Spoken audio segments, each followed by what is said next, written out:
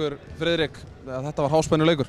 Já, þetta var bara alvöru naglbítur tveggja góðra liða og áttum kannski hvorn hálfleik sko í rauninni, en ég er gríðarlega ánægður með karakter minna manna. Vorum konur í villuvandræði og kannski sagði aðeins til sín.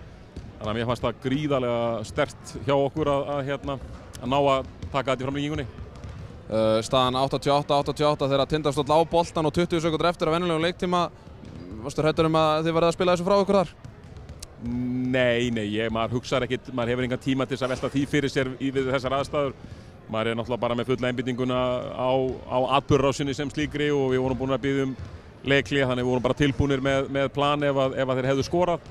Þannig að það maður leifir ekkert svoleiðis hugsunum, maður ræður ekkert við það, maður er bara einbeittur að leiknum. Skiptið út Salisbury fyrir Bono, hann skorar hér 44 stig, þetta hlýtur að vera algjör draumur að lenda í svona lottói. Já, hann er frábær leikmaður og hann er frábær liðsfélagi og leikmenn elska að spila með honum. Þrátt fyrir að hann skori oft og tíðum mikið þá svona einhvern veginn tekur hann ekki neitt frá neinum og það líður öllum vel að spila með honum.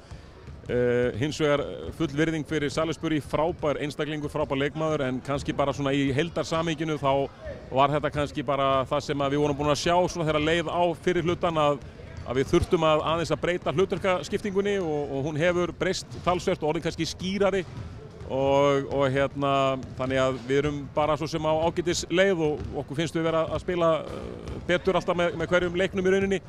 Þannig að en já, vissulega gaman að fá góðan leikmann sem er skemmtilegur að horfa líka á. Næsti leikur á móti Keflavík bara í næstu götu nánast. Hvernig líst þér á þann leik?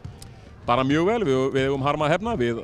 Einn af okkar allra lélegustu leikjum í vetur var hér heima gegn Keflavík, þar sem við vorum bara nánast áhorfendur og áttum í rauninni aldrei svona þegar leið aðeins á leikinn, áttum einhvern veginn aldrei séns þannig að við höfum bara harma að hefna og við verðum að mæta tilbúnir á Sunnubrautina til að takast á við þá sko, það er ekki spurning.